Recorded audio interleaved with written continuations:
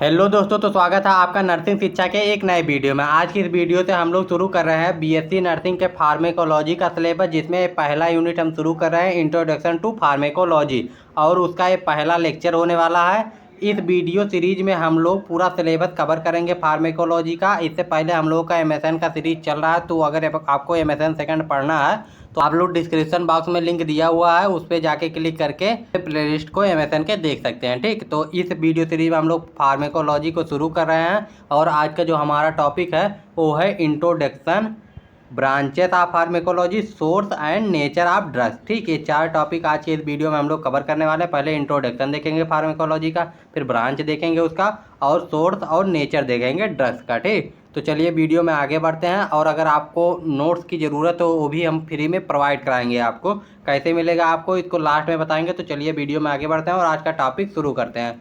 तो आज का टॉपिक है सबसे पहला इंट्रोडक्शन, फार्मेकोलॉजी होता क्या है, यही आज की इस वीडियो में हम लोग सबसे पहला टॉपिक पढ़ेंगे। ठीक, तो फार्मेकोलॉजी जो वर्ड है ये दो वर्ड से मिलकर बना हुआ है, फार्मेकॉन और लोगस। फार्मेकॉन का मतलब क्या होता है, ड्रग या मेडिसिन। ठीक, फार्मेकॉन जो है उसका मतलब होता है ड्रग या मेडिसिन, और लोगस का मतलब होता है टू स्टडी। ठीक, फार्मेकॉन एक ग्रीक वर्ड है जिसका मतलब होता है ड्रग या मेडिसिन, और लोगस का मतलब होता है स्टडी। इसके बाद फार्मेकोलॉजी जो है उसको डिफाइन कैसे करेंगे, तो फार्मेकोलॉजी जो है is all about the study of drugs effect on the body and body response for the drugs. ठीक, तो फार्मेकोलॉजी जो है वो है स्टडी ऑल अबाउट द, यानी पूरे का स्टडी है। किस किस चीज़ का, ड्रग्स का स्टडी है, drug effect on the body यानी ड्रग का इफेक्ट क्या हो रहा है आपके शरीर पे उसका स्टडी है, और बॉडी रिस्पॉन्स क्या कर रही है उस ड्रग के जवाब में, यानी आप जब दवाई खा रहे हैं तो आपकी बॉडी क्या रिस्पॉन्स कर रही है उसका स्टडी है। ठीक, यानी तीन चीज़ों की स्टडी आपको फार्मेकोलॉजी में करनी होती है। एक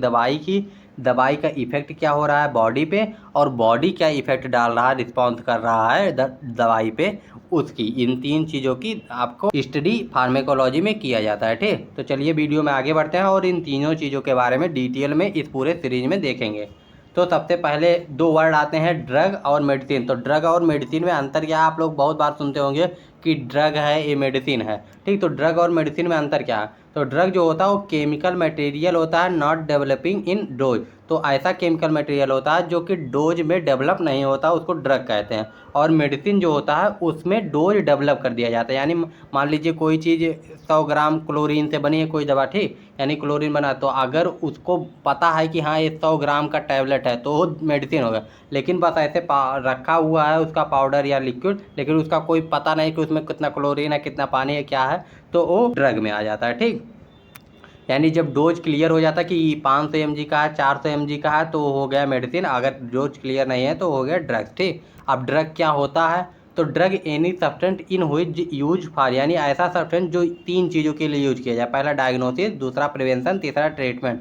डायग्नोसिस का क्या मतलब होता है, डायग्नोसिस का मतलब होता है कि किसी डिजीज़ को पहचानने के लिए कि वह डिजीज हुआ है या नहीं हुआ है, उसके लिए डायग्नोसिस किया जाता है। ठीक, उसके बाद प्रिवेंशन, दूसरा चीज़ आता है प्रिवेंशन। प्रिवेंशन मतलब क्या होता है, जैसे कि वैक्सीन, यानी प्रिवेंट करने के लिए बचाव किया जाए। ठीक, यानी जैसे कि आपको कोविड हुआ था ना, तो कोविड से प्रिवेंशन के लिए पहले जिनको कोविड हो गया उनकी दवाई हुई थी, उनका ट्रीटमेंट हुआ। ठीक, लेकिन अगर उनको जिनको नहीं हुआ था उनको बचाने के लिए क्या किया गया, वैक्सीन लगाया गया, जिनको दोबारा ना हो उनको बचाने के लिए वैक्सीन लगाया, तो यानी उनको बचा रहा है, प्रिवेंट कर रहा है, बचाव कर रहा है। ठीक, तो हो गया प्रिवेंशन। इसके बाद ट्रीटमेंट आ रहा है। ट्रीटमेंट में जैसे एंटीबायोटिक्स हुआ, या कोई भी जैसा पैरासीटामॉल हुआ, आपको बुखार हो गया तो आपने दवाई खाई ना एंटीबायोटिक, तो पैरासीटामॉल खाया तो वो हो गया ट्रीटमेंट। यानी जो ड्रग होता है तीन चीज़ों में यूज किया जाता है, डायग्नोसिस, प्रिवेंशन और ट्रीटमेंट। ठीक, और डायग्नोसिस में जैसे आप लोगों ने अल्ट्रासाउंड यूएसजी करवाया होगा तो उसमें देखते होंगे एक जेली लगाते हैं, वो भी एक प्रकार का ड्रग ही है। ठीक, केमिकल ही है। तो ड्रग क्या है, डाइट है some therapeutic and diagnostic application. Drug ऐसा चीज़ होता है जिसका कुछ ना कुछ थेराप्यूटिक और डायग्नोस्टिक एप्लीकेशन हो। ठीक, यूज हो उसका। अब इसके बाद हम लोग देखते हैं ड्रग क्या होता है। ड्रग का जो अकॉर्डिंग टू WHO डेफिनेशन है, WHO क्या कहती है ड्रग के डेफिनेशन के बारे में, उसको देख लेते हैं WHO के अकॉर्डिंग। ठीक, तो इसमें देखते हैं ड्रग इज एनी सब्सटेंस और product that is used. Drug एक ऐसा सब्सटेंस होता है जो कि यूज किया जाता है मॉडिफाई और एक्सप्लोर फिजियोलॉजिकल सिस्टम और pathological state for the benefit of recipient. यानी जो रिसिपेंट है, यानी जो पेशेंट है आपका उसको ड्रग जब दिया जा रहा है तो एक ड्रग एक ऐसा सब्सटेंस और प्रोडक्ट है, यानी ऐसा सब्सटेंस है या प्रोडक्ट उसको कह सकते हैं जो कि यूज किया जाता है मॉडिफाई करने के लिए, यानी चेंजेस करने के लिए या एक्सप्लोर करने के लिए फिजियोलॉजिकल सिस्टम, यानी पेशेंट जो है उसका फिजियोलॉजिकल सिस्टम पैथोलॉजिकल जो स्टेट है उसको मॉडिफाई करने के लिए, जिससे कि उस पेशेंट को बेनिफिट हो और उस चीज़ से यानी उस बीमारी से, जैसे कि अगर आपका टेम्परेचर आपके शरीर का बढ़ा हुआ तो उसको कम करने के लिए आप पीसीएम देंगे, ठीक, पैरासीटामॉल देंगे। तो वही है, ड्रग इज एनी सब्सटेंस और product that use for modify और एक्सप्लोर, मॉडिफाई कर देगा, आपका टेम्परेचर घटा देगा या एक्सप्लोर करेगा फिजियोलॉजिकल सिस्टम को या पैथोलॉजिकल स्टेट आप बेनिफिट फॉर द रेसिपेंट को बेनिफिट पहुंचाने के लिए, ठीक। तो इंट्रोडक्शन ये होगा। फार्मेकोलॉजी 2 वर्ड से मिलकर हुआ है, फार्मेकॉन और लोगस, ठीक। फार्मेकोलॉजी में 3 चीज़ें स्टडी करते हैं, ड्रग इफेक्ट, बॉडी रिस्पॉन्स, ठीक। ड्रग और मेडिसिन में अंतर पता चल गया, ड्रग क्या होता है ये भी पता चल गया और उसके WHO डिफिनीशन भी पता चल गए। अब इसके बाद देखते हैं ब्रांचेस कौन कौन सी होती हैं फार्मेकोलॉजी में। तो मेनली 2 तरीके के ब्रांचेस होते हैं, एक प्राइमरी ब्रांचेस, एक अदर या सेकेंडरी ब्रांचेस होती हैं, ठीक। तो प्राइमरी ब्रांचेज में 2 चीज़ें आते हैं, फार्मेकोडायनेमिक्स और फार्मेकोकाइनेटिक्स। फार्मेकोडायनेमिक्स जो होता है वो होता है drug effect on the body, यानी जो ड्रग है वो कैसा इफेक्ट कर रहा है आपके बॉडी पे, इसको फार्मेकोडायनेमिक्स में पढ़ते हैं, ठीक। यानी डी यहाँ पे आया ना, तो यानी ड्रग का इफेक्ट होगा बॉडी पे। फार्मेकोकाइनेटिक्स में कहा था बॉडी क्या आप दवाई खा रहे हैं तो बॉडी उस पर क्या रिस्पॉन्स कर रही है, यानी उसका एब्जॉर्प्शन कैसा हो रहा है, डाइजेशन कैसा हो रहा है, मेटाबॉलिज्म कैसा हो रहा है, एक्सक्रीशन कैसे हो रहा है, डिस्ट्रीब्यूशन कैसे हो रहा है, ये सब चीज़ें फार्मेकोकाइनेटिक्स में पढ़ते हैं, ठीक। तो ये 2 प्राइमरी ब्रांचेस हो गई। इसके अलावा आपको फार्मेकोथेराप्यूटिक्स भी होता है। फार्मेकोथेराप्यूटिक्स क्या होता है, इसमें कंसर्न किया जाता है with use of drug in the treatment of disease, यानी जो ट्रीटमेंट कौन सा ड्रग किस ट्रीटमेंट में यूज किया जाएगा इसके लिए कंसर्न किया जाता है। इसके बाद क्लिनिकल पैथोलॉजी, इसमें इवेल्युएशन ऑफ इफिशियंसी, इसमें देखा जाता है कि कोई भी ड्रग जो बना है, जो अभी भी लैब में तैयार हो रहा है, उसकी इफिशियंसी कैसी है और उसका सेफ्टी कैसा है, ठीक। ये 2 चीज़ों के बारे में देखा जाता है, क्लिनिकल ट्रायल इसी में होते हैं। कीमोथेरेपी क्या होती है, ये ऐसा ड्रग होता है जो कि कैंसर के लिए या कुछ इन्फेक्शियस डिजीज, मेनली कैंसर के लिए ही यूज किया जाता है और कुछ इन्फेक्शियस डिजीज जो होता है उसमें भी यूज किया जा सकता है। टॉक्सिकोलॉजी में क्या होता है, टॉक्सिकोलॉजी में जो ड्रग होता है उसका एडवर्स इफेक्ट यानी साइड इफेक्ट क्या होने वाला है इसको देखा जाता है। इसके बाद देखते हैं फार्मेकोजीनोमिक्स, ठीक। फार्मेकोजीनोमिक्स का मतलब क्या होता है, जीनोमिक्स का मतलब जीन से रिलेटेड है, ठीक। तो इसमें इन्वेस्टिगेट किया जाता है genetic factor influencing drug response, यानी जो ड्रग रिस्पांस को इन्फ्लुएंस कर रहा है ऐसा कौन सा जेनेटिक फैक्टर है जो ड्रग की रिस्पांस को इन्फ्लुएंस कर रहा है, उसका इन्वेस्टिगेशन किया जाता है, ठीक। यानी आपके जीन में देखा जाता है कि कौन सा जीन किस दवाई के लिए कैसा रिस्पॉन्स कर रहा है, किस कंडीशन में, ये सब चीज़ें इसमें देखी जाती हैं। इसके बाद एक्सपेरिमेंटल फार्मेकोलॉजी, इसमें एक्सपेरिमेंट किया जाता है। कार्डियोवैस्कुलर में कार्डियो और न्यूरो फार्मेकोलॉजी में न्यूरो से रिलेटेड दवाओं का स्टडी किया जाता है, ठीक। इसके बाद फार्मेसी आता है। फार्मेसी क्या होता है, is a science of identification compounding dispensing of drugs, ठीक। ये ऐसा साइंस होता है जिसमें आइडेंटिफाई किया जाता है, कंपाउंडिंग किया जाता है और डिस्पेंसिंग किया जाता है ड्रग्स का, ठीक। इट इंक्लूड, इसमें और भी चीज़ें इंक्लूड होती है जैसे collection of drugs, isolation of drug, purification of drug, synthesis of drug और स्टैंडर्डाइजेशन, यानी उसका स्टैंडर्ड क्या है इसको भी फार्मेसी में ही देखा जाता है, ठीक। तो ये ब्रांचेज हो गई, ठीक। आपका ये ब्रांच वाला टॉपिक खत्म हो गया। इसमें मेन 2 ब्रांचेज है, फार्मेकोकाइनेटिक्स, फार्मेकोडायनेमिक्स। इसके बाद फार्मेकोथेरेप्यूटिक्स, क्लिनिकल फार्मेकोलॉजी, कीमोथेरेपी, टॉक्सिकोलॉजी, फार्मेकोजेनोमिक्स और experimental pharmacology, cardiovascular pharmacology, neuro pharmacology और फार्मेसी, ठीक। अब इसके बाद देखते हैं हम लोग सोर्स ऑफ ड्रग्स, यानी ड्रग का सोर्स क्या, ड्रग बनते कैसे, कौन कौन से सोर्स हैं उनके बनने के लिए, ठीक। कहाँ कहाँ से ड्रग्स प्राप्त होते हैं, आपको मिलते हैं, बनते हो कैसे हैं, ठीक।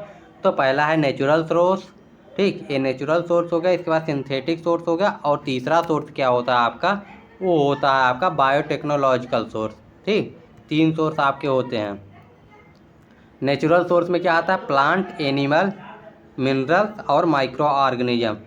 प्लांट में क्या आता है, एट्रोपिन, मॉर्फिन, क्विनिन, ठीक, इतनी दवाई आती हैं और भी दवाइयाँ आती हैं ETC, ठीक। मतलब इतनी मेन दवाइयाँ आपको जो देखने को मिलेंगी, एट्रोपिन, मॉर्फिन, क्विनिन, इसको आप देख सकते हैं। इसके बाद एनिमल में क्या आता है, एनिमल में आपका आ जाएगा इंसुलिन, हिपैरिन, गोनेडोट्रोपिन, ठीक, एंटीटॉक्सिक सीरा, ठीक। इतनी दवाइयाँ, और भी दवाइयाँ होती हैं लेकिन इतनी दवाइयाँ हमने लिखी हैं, इतना याद कर लीजिए एग्जाम्पल के लिए, इतना बहुत है। मिनरल से क्या होता है, मिनरल्स मतलब क्या होता है, सोडियम, पोटेशियम, कैल्शियम, ये सब मिनरल्स में आता है। तो देखिए मैग्नीशियम सल्फेट हो गया, पोटेशियम सल्फेट हो गया, आपको वर्ड में देखने को मिल जाएगा, aluminium hydroxide, iron, radio active isotopes, ठीक। तो इतनी दवाइयाँ जो हैं आपकी मिनरल से हो गई, ठीक। तो ये पूरा वीडियो सीरीज आपका जो है, आपके सिलेबस बीएससी नर्सिंग का जो भी सिलेबस है उसके अकॉर्डिंग चल रहा है। इसमें कुछ भी बाहर आपको ना एक्स्ट्रा पढ़ाया जा रहा है ना उससे कम पढ़ाया जा रहा है, ठीक। जितना आपको सिलेबस में ज़रूरत है उसी के अनुसार पढ़ाया जा रहा है, पूरा परफेक्ट नोट्स आपको प्रोवाइड किया जाएगा।